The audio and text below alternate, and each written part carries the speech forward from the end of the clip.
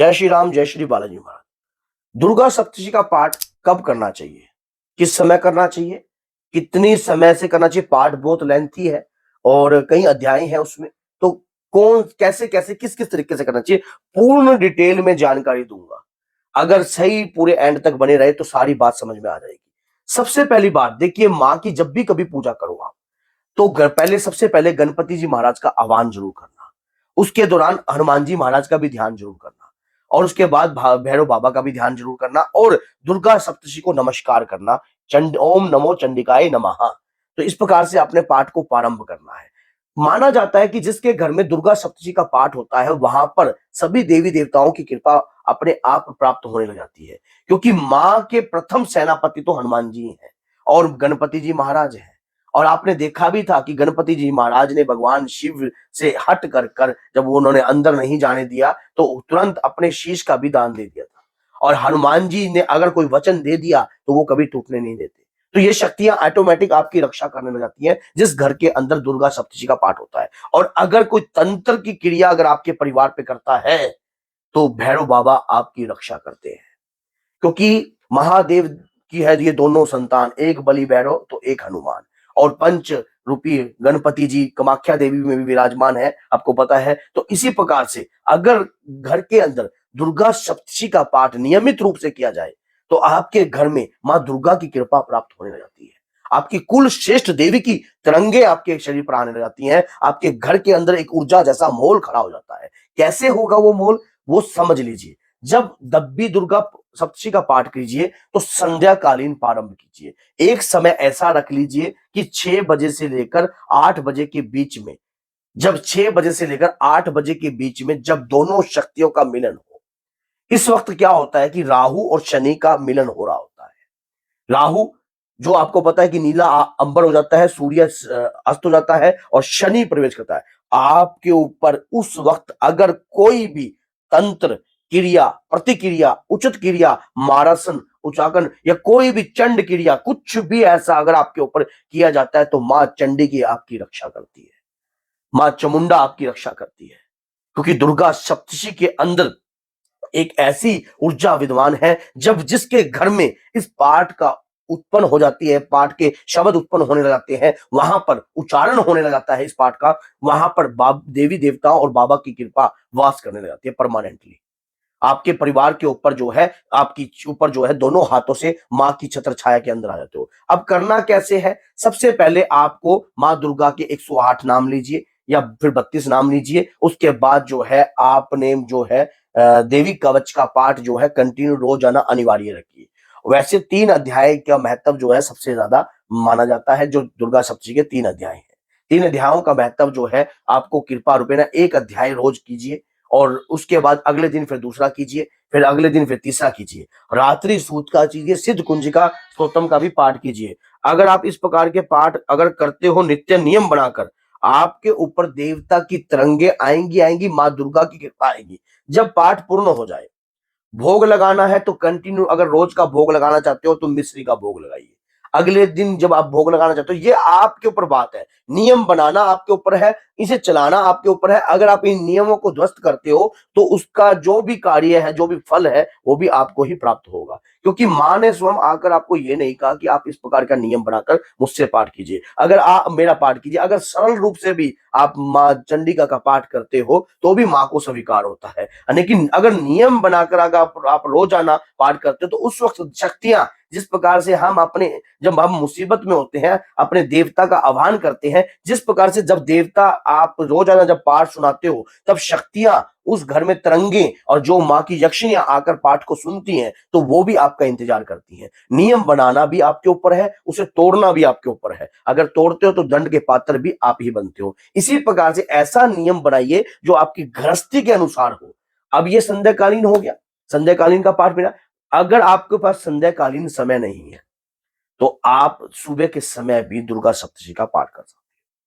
और दुर्गा सप्तशती का पाठ करने के लिए ये नहीं है कि आपने कुछ खाया नहीं है, पिया नहीं है। मैंने जैसे बताया, नियम आपने बनाने हैं, नियम आपने बनाने हैं। तामसिक चीजों का सेवन मत कीजिए। जो भी माँ दुर्गा का पाठ करते हैं, तामसिक चीजें जैसे कि लहसुन, प्याज, समझ गए, इस प्रकार का सेवन नहीं करना चाहिए ऐसे वक्त को। लेकिन अगर आप सामाजिक प्राणी हो या हर जगह क्षेत्र में आप काम धंधे वाले हो, बिजनेस वाले हो, तो ये आपके ऊपर है। माँ से अनुमति लीजिए, माँ से माफी मांगिए कि हे मातेश्वरी, पूजा के दौरान ऐसा कोई सेवन नहीं करूंगा, लेकिन जब पूजा कर लूंगा उसके बाद समाज के दौरान रहना पड़ता है तो कच्चा नहीं खाऊंगा, जैसा आप आदेश दो। तो माँ से प्रार्थना कर कर कोई भी चीज अगर प्रार्थना कर कर देवी देवताओं के आगे से हम कहते हैं तो वो आपकी समस्या को समझती है। वो ऐसी ही, क्या पता आपके जीवन में कुछ ऐसा कार्य कर दे, आपका जीवन ही बदल दे, आपके जीवन में अलग ही राह पे लगा दे। अब जैसे कि मैं हार्डवेयर सॉफ्टवेयर इंजीनियर हूँ, तो मैं जैसे कि पहले बच्चे पढ़ाता या कहीं भी आता जाता, तो मेरा जीवन ही ऐसा बना दिया माँ ने और बाबा ने कि भक्ति पूजा पाठ के अलावा और कुछ दिखता ही नहीं है। तो ये तो आपके ऊपर निर्भर करता है, आप कितनी पूजा पाठ अपने देवता की कर रहे हो। और जब भी आप पूजा पाठ करते हो, नियम सबसे बड़े होते हैं जो स्वयं आप जिनको बनाते हो। सूर्य को अर्घ जो व्यक्ति देगा वो कभी भी अपने नियम को ध्वस्त नहीं करेगा, क्योंकि अधिकतर सूर्य कमजोर होने के कारण आपकी आत्मा कमजोर पड़ जाती है देवता की भक्ति पूजा पाठ करने में। तो सूर्य को अर्घ जरूर देना चाहिए हमेशा, सूर्य को अर्घ देने, क्योंकि सूर्य पंच देवताओं में भी गिने जाते हैं, स्वयं नारायण है। तो इसीलिए अगर आप नियम बनाकर इस प्रकार की पूजा पाठ करते हो, माँ दुर्गा दुर्गा सप्तशती का पाठ करते हो, ये पाठ आपको तेजस्वी बना सकता है, ये पाठ आपको यशस्वी बनवा सकता है, ये पाठ आपको राजनीति दिला सकता है। ये पाठ नहीं, स्वयं ये समझ लेना कि प्राकृतिक रूप की शक्ति है जो आपके शरीर में वास कर गई, तो आप एक अलग ही दुनिया में पहुंच जाओगे। आपका लेवल अलग हो जाएगा, आपका व्यक्तित्व अलग हो जाएगा, आपके चेहरे पर एक अलग निखार हो जाएगा। माना जाता है जो माँ की भक्ति करता है मरण उपरांत भी उनके लोक को प्राप्त होता है, जो बाबा की भक्ति करता है मरण उपरांत ही उनके लोक को प्राप्त होता है। ये दुर्गा सप्तशती में इस बात का विश्लेषण भी है कि जब जिस देवता की आप आराधना करते हो, मरण उपरांत उनके धाम को प्राप्त होते हो। तो अगर आप नियम बनाकर ऐसा पाठ करते हो, और कोई नहीं है, जो जल का लोटा आपने भर के रखा उसे अपने घर में छिटा दीजिए, छिटा दीजिए, घर में पान करवाइए। जो घर के बुजुर्ग अगर कोई बीमार रहते हैं उन्हें पान कराइए। अगर कोई व्यक्ति घर के अंदर ऐसा रहता है जिसके ऊपर जो है प्रेत पीड़ा लगती है आपको, उसे भी पान करवाइए। अगर कोई ऐसा लगता है कि जैसे कि आपके घर में ज्यादा कष्ट है, ज्यादा दिक्कत है, ज्यादा समस्या जो काफी लंबे समय से नहीं हट रही है, उस व्यक्ति को भी पान करिए। अगर ऐसा लगता है जैसे किसी की बुद्धि काम नहीं कर रही, उसे भी पान कराइए। ये आपके ऊपर डिपेंड है। ऊर्जा लाना भी आपके ऊपर डिपेंड है। लगातार प्रयास करना, देवता के प्रति भक्ति पूजा पाठ करने से आपके ऊपर ऊर्जा आएगी आएगी, आपके घर में भी आएगी, आपके ऊपर भी आएगी। अब आपके ऊपर बात है कि आप कितने समय से लगातार माँ दुर्गा का पाठ कर रहे हो, और इस पाठ के अंदर जो अनुभव होते हैं उन्हें अपने गुरु से ही शेयर करने चाहिए। क्योंकि जब भी कभी माना जाता है कि जब भी आप देवी शक्तियों का आह्वान करते हो या नित्य नियम बनाकर पूजा याचना तपस्या करते हो, तो देवताओं की कृपा आपको प्राप्त होती होती है। तो अगर वो कृपा हमें कैसे चलानी है ये भी समझ लें, तो पाठ को पूर्ण करने के लिए कोई ज्यादा बड़ा कार्य नहीं है। आरती रखिए, एक ही आरती जो आपकी मुख से सिद्ध हो जाए, जो आपके मुख से सिद्ध हो जाए। ये समझ लेना कि लगातार अगर एक दिन भी आप नहीं छोड़ते ना, और लगातार इस पाठ को कंटिन्यू करते हो कई वर्षों तक, तो आपको पता ही नहीं है आप क्या बन जाओगे। आप खुद भी सोच नहीं पाओगे, हर हर क्षेत्र में विजय हासिल करोगे। ये पाठ नहीं है, स्वयं शक्ति का प्रतीक है, स्वयं शक्ति ही है। अगर आपके मुख से अगर दुर्गा सप्तशती का लगातार पाठ चलता है, संस्कृत में अगर नहीं कर सकते तो हिंदी में मिल जाता है मार्केट में। एक ही पुस्तक रखना, उस पुस्तक से स्वयं पाठ करना, उस पुस्तक से आप स्वयं पाठ कीजिए, वो पुस्तक अपने पास, वो पुस्तक भी सिद्ध हो जाती है। अगर जो व्यक्ति लगातार कार्य करता है, मान लीजिए 5 वर्ष हो गए आप माँ दुर्गा का लगातार पाठ कर रहे हो या कर रही हो, 5 वर्ष भी अभी हो चुके हैं। रोजाना आपने नित्य नियम बनाकर आप पाठ कर रहे हो, तो आपने उन 5 वर्षों में गुप्त नवरात्रि में भी पाठ किया है, 5 वर्षों में आपने चैत्र की नवरात्रि में भी पाठ किया है, अश्विन की नवरात्रि में भी पाठ किया है, और आषाढ़ और माघ की गुप्त नवरात्रियों में भी पाठ किया है, हनुमान जन्मोत्सव में भी आपने यही पाठ किया है, ग्रहण पड़ते वक्त भी इसी पुस्तक से पाठ किया है। तो लगातार करते करते इतना समय व्यतीत हो चुका है। ये कृपा किसकी है? अब उस माँ की ही कृपा है जो आप इस पाठ को कर रहे हो, और या वही पाठ आपके मुख से करवा रही है माँ। लगातार किया हुआ प्रयास किसी भी व्यक्ति का व्यर्थ नहीं जाता। देवता की शक्ति अगर आप प्राप्त करना चाहते हो तो लगातार प्रयास कीजिए। थोड़े समय बाद आपको स्वयं ऐसा लगने लग जाएगा कि मुझे जो कुछ प्राप्त हो रहा है या जो कुछ प्राप्त हो हुआ है वो इस दिव्य पाठ से ही हुआ है।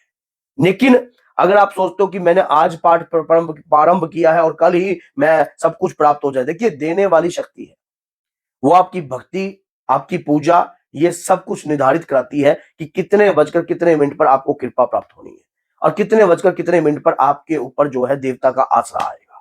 देखिए, जब आप कोई भी पाठ पूजा करते हो और निस्वार्थ भाव से करते हो, मैं नहीं कहता कि आप स्वार्थ रखकर पाठ कीजिए, निस्वार्थ भाव से कीजिए और देवता का यही बात कह के कीजिए कि मैं जो पाठ कर रहा हूं या कर रही हूं, मुझे इसका फल नहीं पता कि कब आप मुझे दोगी, लेकिन मुझे इतना जरूर पता है, जो नित्य आपकी भक्ति करता है वो सिद्ध जरूर हो जाता है। चाहे समय जरूर लग जाए, लेकिन सिद्धि की कृपा जरूर पाते। भैया, जवानी है तो भक्ति में लगा दीजिए। ये भक्ति में लगाई हुई जवानी बुढ़ापे में गिफ्ट के रूप में मिल जाएगी। अभी हाल ही में सियाराम बाबा जी का जो है देवलोक हो गए हैं वो, तो आप सोचिए कि उन्होंने सारी जिंदगी भगवान राम की पूजा करी, उनकी भक्ति करी, तो मरण उपरांत भी उन्हीं की कृपा को प्राप्त होंगे। रामकृष्ण परमहंस जी, माना जाता था कि मां काली स्वयं उन्हें अपने हाथों से आकर खाना खिलाती थी। तो ये बात में झुटलाया नहीं जा सकता, ये भक्ति का प्रतीक ही है। अगर इस पाठ को नित्य नियम बनाकर करने लग जाओगे, आपके ऊपर भी ऐसे ऐसे चमत्कार होंगे। अगर किसी ऐसे नास्तिक व्यक्ति को आप बताओगे ना कि आपको मां स्वयं मां दुर्गा खाना खिला रही है, मां चामुंडा खाना खिला रही है, तो वो व्यक्ति इस बात को नहीं समझेगा।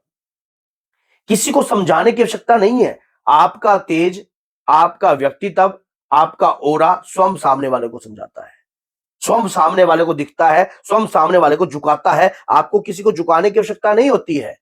जब आपके प्रति कुछ भी कार्रवाई होती है, तो देवता स्वयं किसी ना किसी का रूप धारण कर आपके प्रति खड़े हो जाते हैं। और ये बात सच्चाई है, क्योंकि आपने जो भक्ति करी है, जो पूजा करी है, आपने श्रीधर की कहानी नहीं सुनी माँ वैष्णो की? जब वो लंगर लगाने लगे, माँ वैष्णो की लंगर लगाते वक्त उन्होंने कहा कि माँ कैसे होगा, तो माँ ने स्वयं बच्ची का रूप बनकर कहा कि तू कर। जगह बढ़ती गई, फिल्मों में भी आपने देखा है, और अपने आप ही सब पकवान बन गए और आज भी ये नाम अमर हो गए हैं। क्या धानु भगत की नहीं देखी आपने? क्या आपने धानु भगत ने अपना शीश माँ ज्वाला के चरणों में रख दिया? तो ये जो भक्तों ने इतिहास रचा है, ये भक्तों का इतिहास सच्चा है और ये सच्ची है। जहां पर जिस भी व्यक्ति को माँ की कृपा प्राप्त हो जाती है, उसकी पीढ़ी कभी खाली नहीं होती है, उसकी पीढ़ी कभी खाली नहीं होती है। उसकी पीढ़ी में धन, धान्य, सुख, समृद्धि सब कुछ उत्पन्न होने लगता है। लेकिन करने वाला एक ही व्यक्ति अगर प्रयास करेगा तो पीढ़ियां बैठकर खाएंगी, पीढ़ियां बैठकर खाएंगी। और माँ के गुण लगातार अगर आप चलाओगे तो आपके सितारे लग जाएंगे। आप सच्चे मन से दुर्गा सप्तशती का पाठ कर कर एक हल्दी ले लेना, थोड़ी सी हल्दी ले या कुमकुम लेकर माँ से प्रार्थना करना, दुर्गा सप्तशती का तिलक करना। मार्केट से अच्छी गीता प्रेस की ले लो या जो भी जिसमें आपको अच्छी लगती हो, कि पूरा हर चीज उसमें अवेलेबल होनी चाहिए। तो उस दौरान जो है माँ को तिलक की करके किसी भी, जैसे कि 14 से प्रारंभ कर दीजिए या अष्टमी से प्रारंभ कर दीजिए चांदन पक्ष की, उस दौरान जो है, या अंधेर पक्ष की भी चल जाएगी। ये तो चांदन और अंधेर सब माँ के हैं, बाबा के हैं, इसमें कोई अलग नहीं है। तो उस दौरान क्या है, सच्चे मन से जब भी आप प्रयास करोगे, अपने देवता को आह्वान कीजिए कि हे मातेश्वरी, मैं आपकी पूजा विधि नहीं जानती, ना जानता, मुझे पूजा करने का इतना सा भी ज्ञान मेरे पास नहीं है, ना इतना समर्थ है कि मैं आपके नाम का प्रचार कर सकूं या आपके नाम का गुणगान कर सकूं। अज्ञानतावश, भूलवश अगर मुझसे कोई त्रुटि होती है, पाठ के दौरान त्रुटि होती है, तो हे माँ, मुझे माफ करना, मैं आपका बच्चा हूं। एक बार माँ के आगे इस प्रकार की प्रार्थना करना, माँ 100% आपकी बात को सुनेगी, 100%। और अगर वीडियो अच्छी लगी है तो लाइक कीजिए, चैनल को सब्सक्राइब कीजिए और बेल आइकन बटन को दबाना ना भूलना, ताकि आने वाली हर वीडियो की नोटिफिकेशन आपको प्राप्त हो जाए। और वैसे भी हम व्हाट्सएप पर बहुत सारे स्टेटस लगाते हो, तो क्यों ना इस बार माँ की वीडियो का स्टेटस लगाया जाए, ताकि 20 लोगों तक भी ये बात, अगर 20 में से एक व्यक्ति भी मन बनाकर माँ दुर्गा का यह पाठ करने लग जाता है, तो आपका जीवन भी सफल हो जाएगा और हमारा भी सफल हो जाएगा। तो बोलिए जय सीताराम, जय माता दी।